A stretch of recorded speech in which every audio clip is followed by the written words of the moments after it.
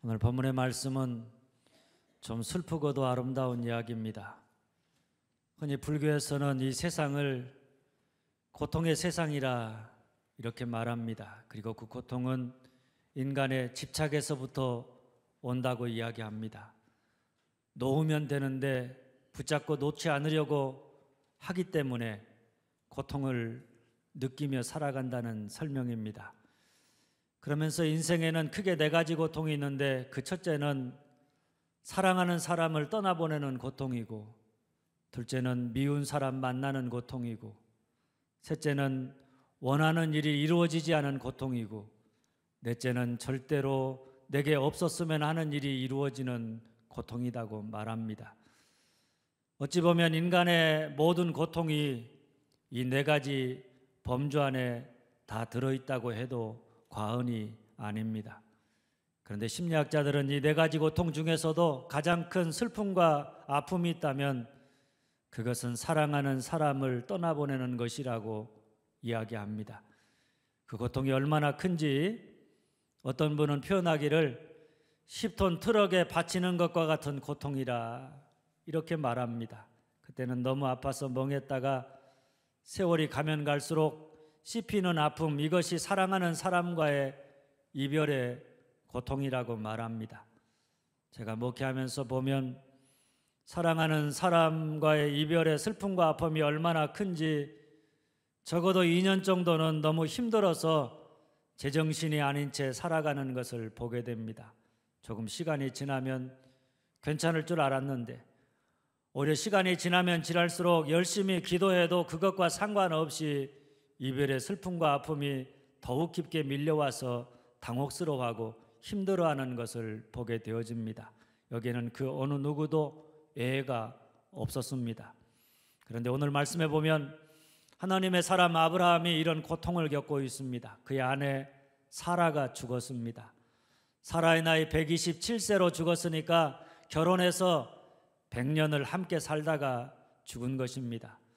말이 100년이지 그 많은 세월, 그 많은 고통, 아픔을 함께 나누면서 아브라함에게 힘이 되고 위로가 되고 의지가 되었던 뼈 중에 뼈요 살 중에 살 같은 사람이 바로 그의 아내 사라입니다.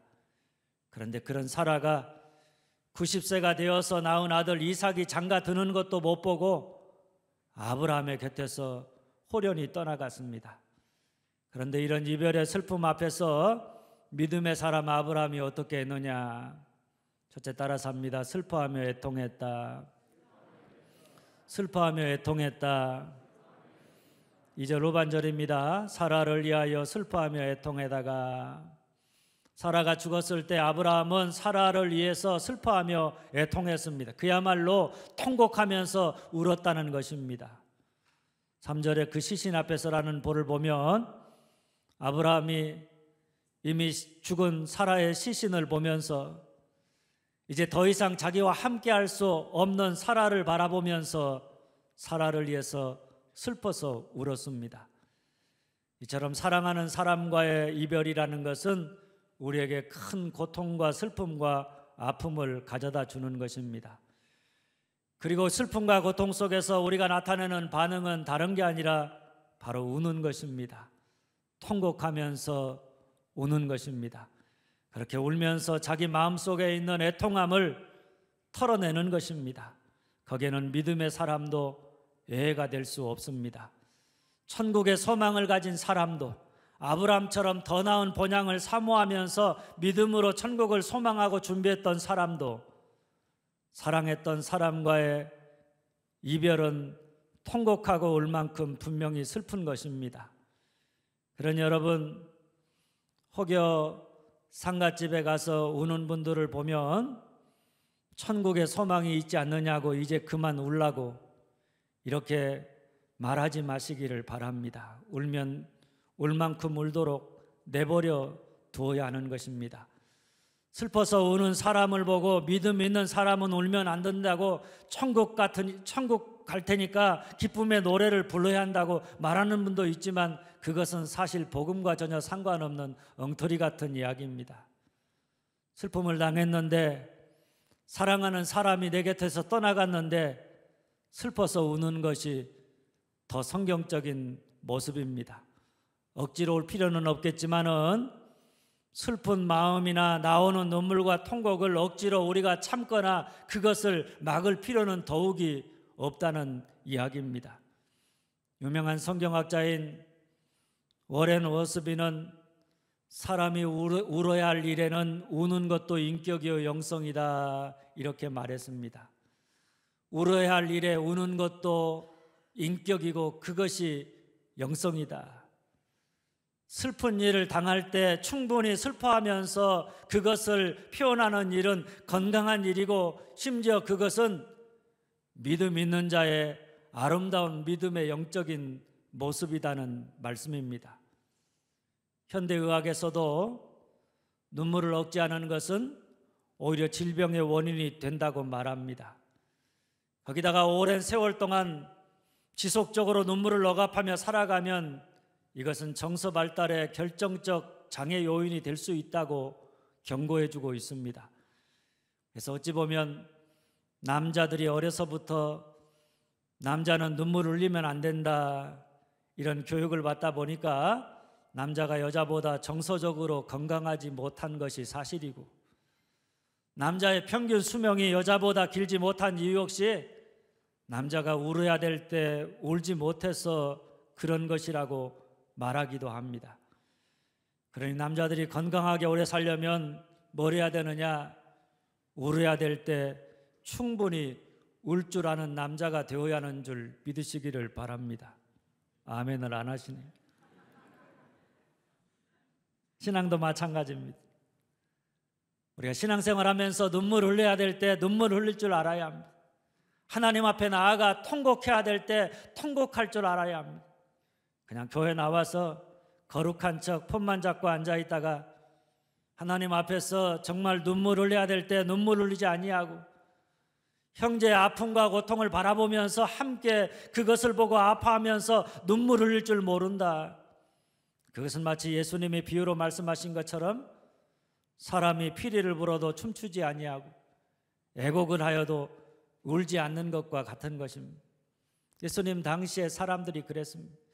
장터에 가면 흔히 아이들이 놀이를 하는 모습을 볼 수 있는데 한 아이가 기뻐서 피리를 붑니다. 그런데 다른 아이들이 거기에 장단 맞춰서 춤을 춰야 되는데 춤을 추지 아니하고 버티고 있습니다. 그러면 다시 한 아이가 곡을 시작합니다. 그런데 이번에는 다른 아이들이 울지 않으려고 애를 쓰면서 버텨냅니다.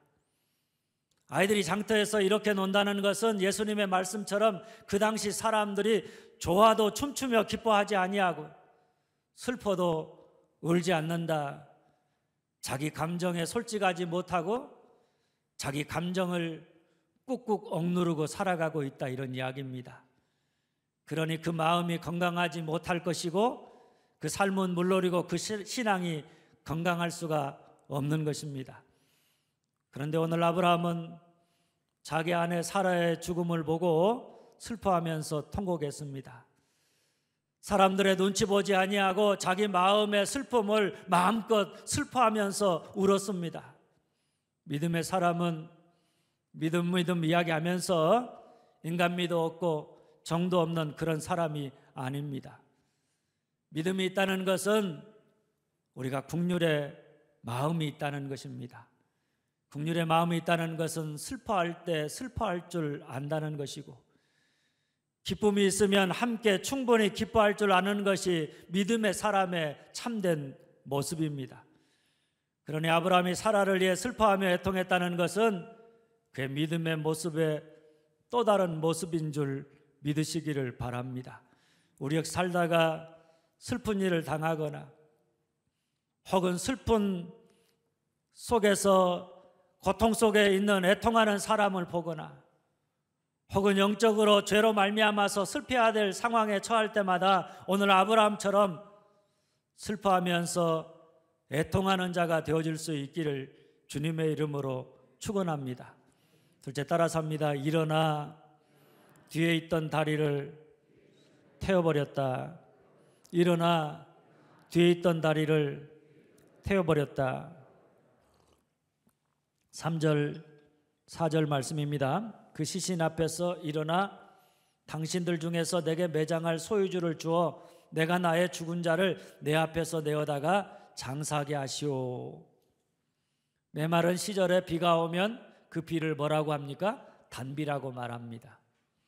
그런데 만일 그 비가 그칠 줄 모르고 계속해서 끊임없이 온다면 그것은 재앙이 되고 마는 것입니다. 눈물도 마찬가지입니다. 우려할 때 우려하지만 또한 그 슬픔이 지나쳐서 우리가 눈물을 억제하지 못하고 허구한 날 울기만 한다. 그러면 그것 또한 우리 인생의 문제가 아닐 수 없는 것입니다. 그런데 아브라함은 사라의 죽음 이후에 슬퍼하며 애통했지만 그 덕분에 그는 그 시신 앞에서 일어났습니다. 그리고 그가 처한 현실을 직시했습니다. 나는 당신들 중에 나그네요 거류하는 자이니. 뭡니까 여러분?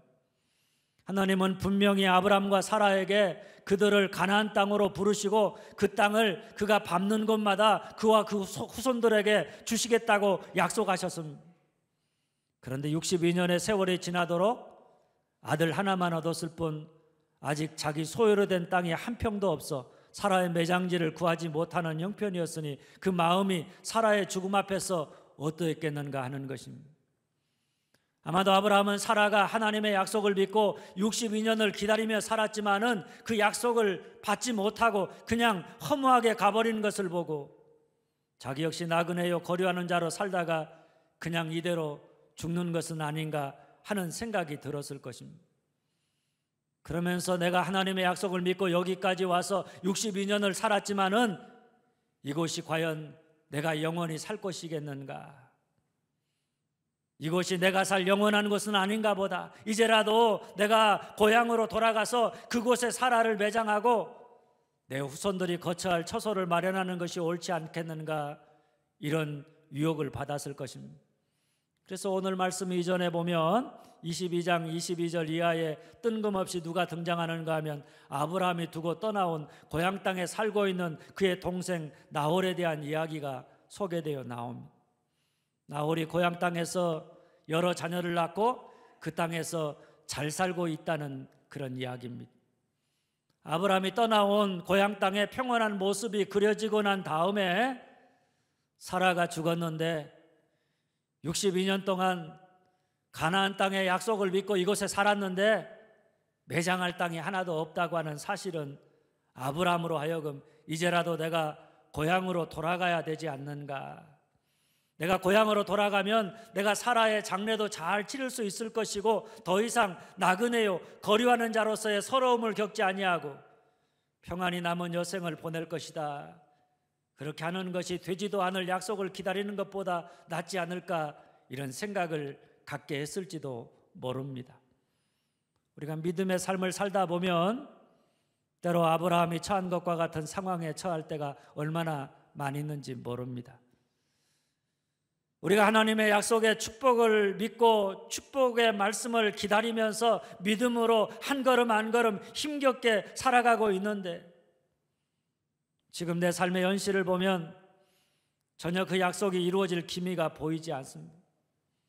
나는 나름대로 믿음으로 산다고 했는데 별로 되는 일은 없고 앞도 보이지 않는 신앙의 위기에 직면할 때가 얼마나 많이 있는지 모릅니다.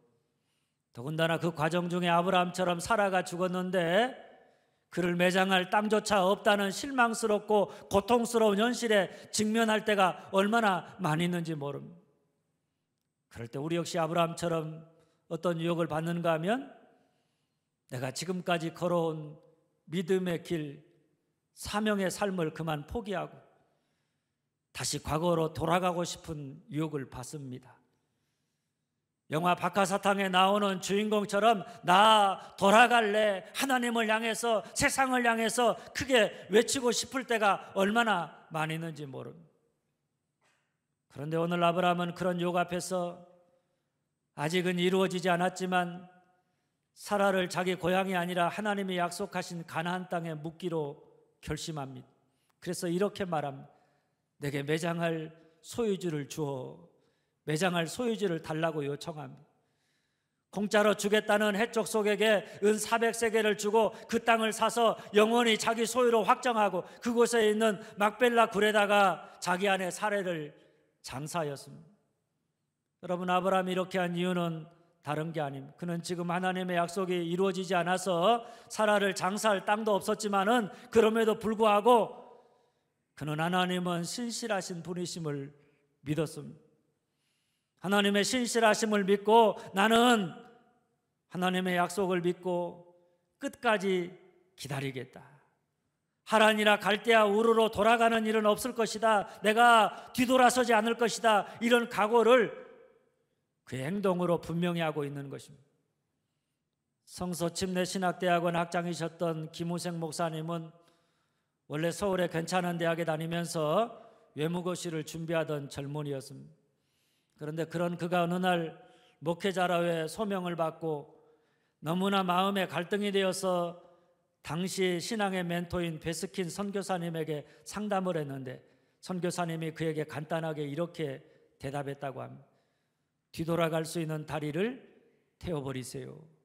뒤돌아갈 수 있는 다리를 태워버리세요. 그는 선교사님의 충고를 따랐고 그 지금까지 뒤돌아갈 생각을 갖지 아니하고 앞만 보면서 자기가 달려가야 될 그 사명의 길을 50년 동안 사역자로 다름질하며 살았다고 고백했습니다.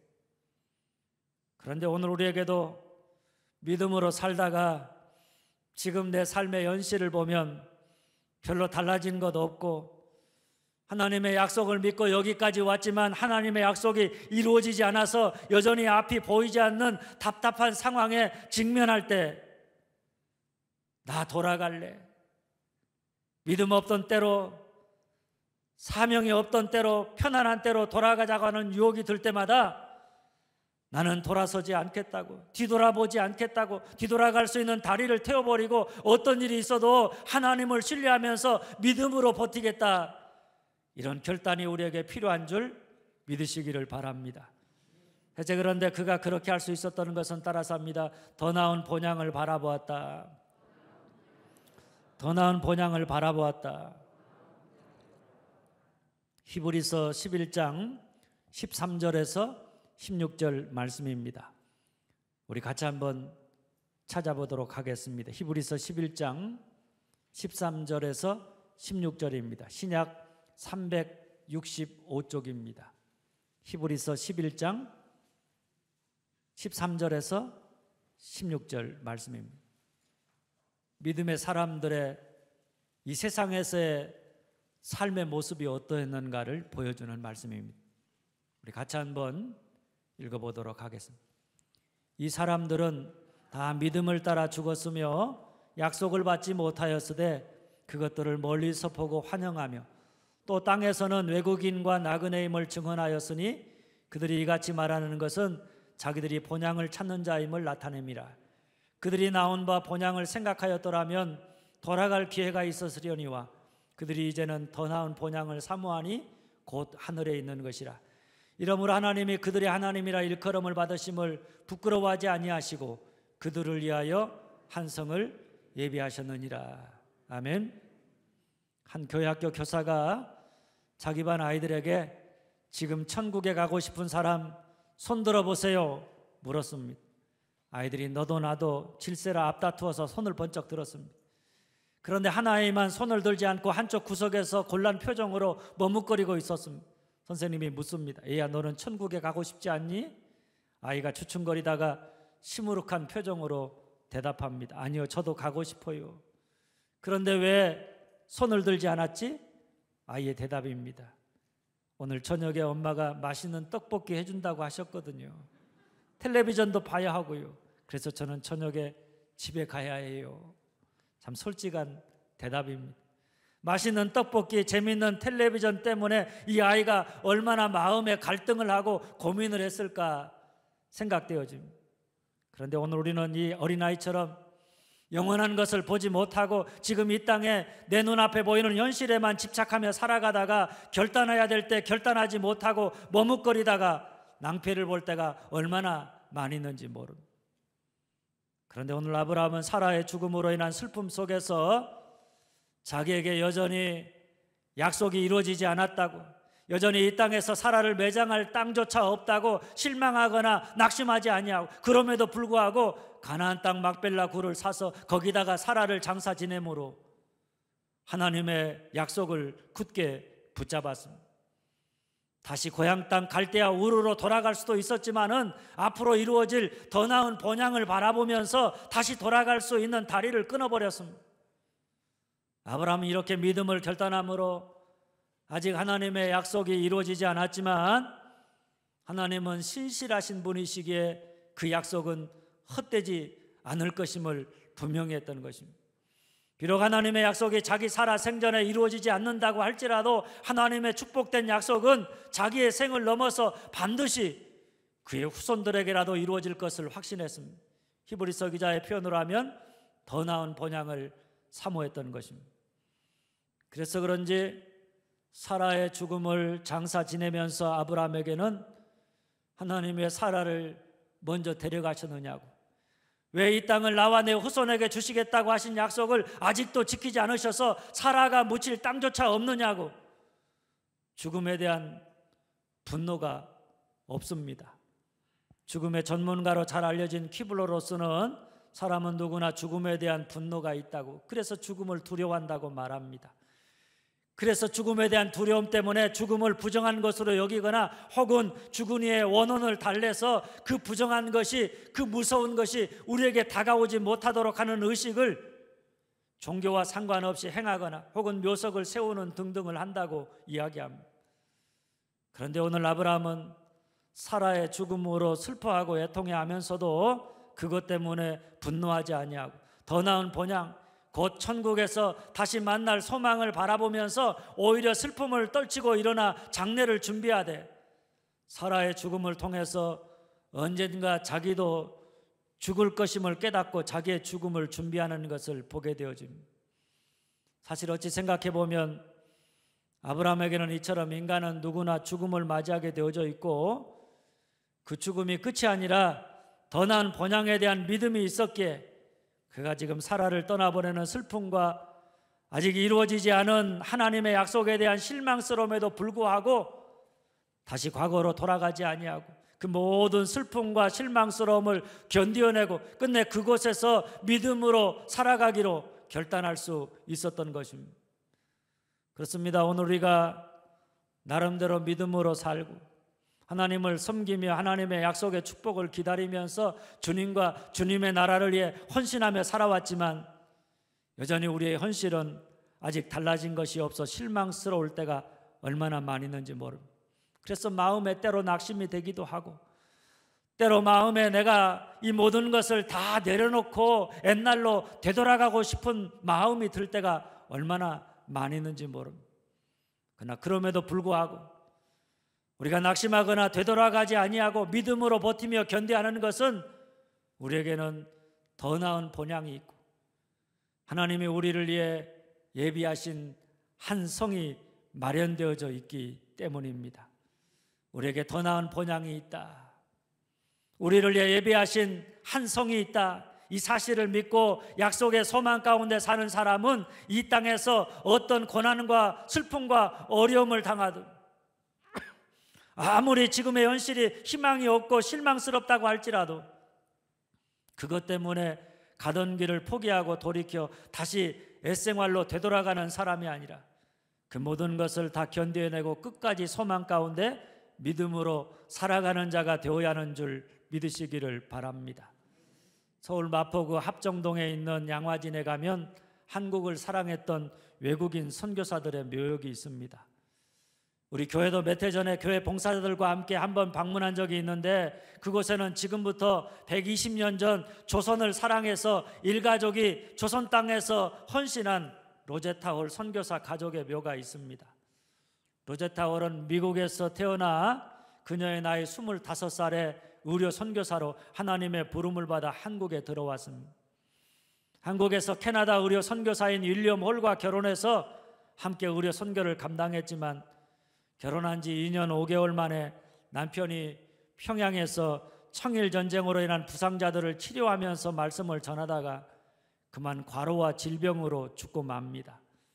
당시 그녀에게는 2살짜리 아들과 7개월 된 딸이 뱃속에 있었으니까 얼마나 그 앞이 막막하고 기가 막혔을지 가히 짐작이 갑니다.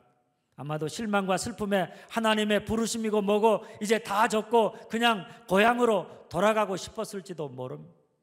그런데 그녀는 슬픔과 실망 속에서도 고향으로 돌아가기보다는 자기와 남편을 불러서 한국에 보내신 하나님의 뜻이 아직 이루어지지 않았고 큰 위기에 처했지만 그럼에도 불구하고 부르심의 소망을 굳게 붙잡고 한국에 머물면서 남편이 못한 하나님 나라의 일을, 의료 선교의 사명을 끝까지 감당하기로 결심합니다.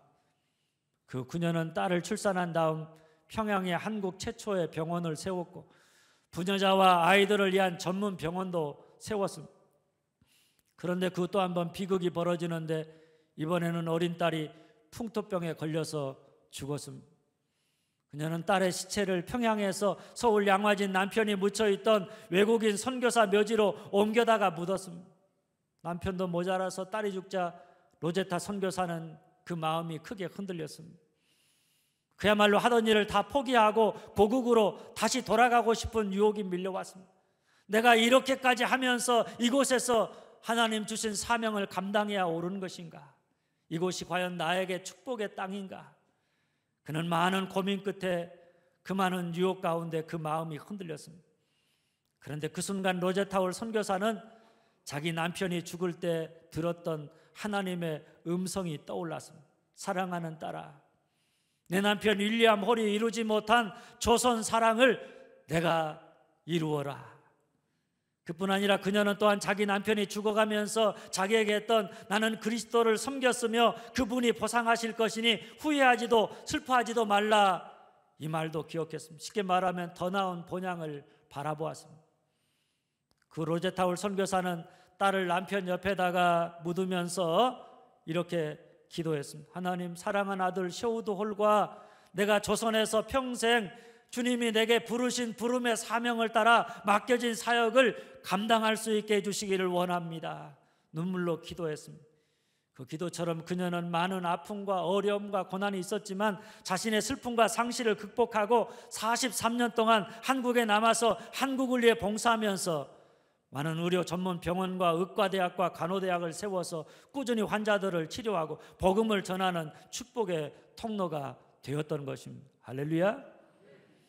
이걸 보면 슬픔과 상실 속에서도 더 나은 본향에 대한 소망과 약속을 굳게 붙잡고 끝까지 자기를 부르신 하나님을 신뢰하면서 포기하지 아니하나 낙심하지 아니하고 모든 것을 견뎌내면서 내가 걸어야 할 믿음의 길을 걸어간다. 그것이 결국 아름다운, 그리고 우리가 상상할 수 없는 엄청난 생명의 열매와 위대한 믿음의 승리를 가져다 주는 줄 믿으시기를 바랍니다. 그런 여러분, 오늘 우리가 인생을 살다가 겪게 되는 슬픔과 상실이 무엇이든 우리 역시 아브라함처럼 우리가 가야 할 믿음의 길을 포기하지 아니하고 끝까지 더 나은 본향에 대한 소망을 바라보고 신실한 하나님의 약속을 굳게 붙잡고 하루하루 믿음으로 모든 슬픔과 실망감을 견뎌내고 한 걸음 한 걸음 흔들림 없이 내가 걸어가야 될 힘든 믿음의 길을 걸어가는, 그래서 믿음의 아름다운 열매를 맺고 승리하는 자가 되어질 수 있기를 주님의 이름으로 축원합니다. 사랑하는 여러분, 사랑하는 이가 떠나가는 이별의 슬픔 앞에서 믿음의 사람 아브라함은 어떻게 그 슬픔을 극복하고 이겨냈느냐? 첫째, 따라서 합니다. 슬퍼하며 애통했다. 슬퍼하며 애통했다. 둘째, 일어나 뒤에 있던 다리를 태워버렸다. 일어나 뒤에 있던 다리를 태워버렸다. 셋째, 그가 그렇게 할 수 있었던 비밀은 따라서 합니다. 더 나은 본향을 바라보았다. 더 나은 본향을 바라보았다. 바라기는 오늘 우리 역시 믿음으로 살다가 때로 이별의 슬픔이나 아직 이루어지지 않은 하나님의 약속에 대한 실망감 때문에 모든 것을 다 포기하고 다시 옛날로 돌아가고 싶을 때마다, 나 돌아갈래 크게 외치고 싶을 때마다 하나님 앞에 나아가 나의 슬픔과 나의 아픔을 가지고 슬퍼하며 애통하되 우리에게 더 나은 본향이 있음을 바라보고 변함없는 하나님의 약속을 굳게 붙잡고 하나님을 신뢰하면서 슬픔과 실망의 자리에서 일어나 끝까지 믿음으로 견뎌내고 소망 가운데 흔들림 없이 한 걸음 한 걸음 믿음의 길을 걸어가는, 그래서 끝내는 아름다운 열매를 맺는 여러분들이 다 되어줄 수 있기를 주님의 이름으로 축원합니다.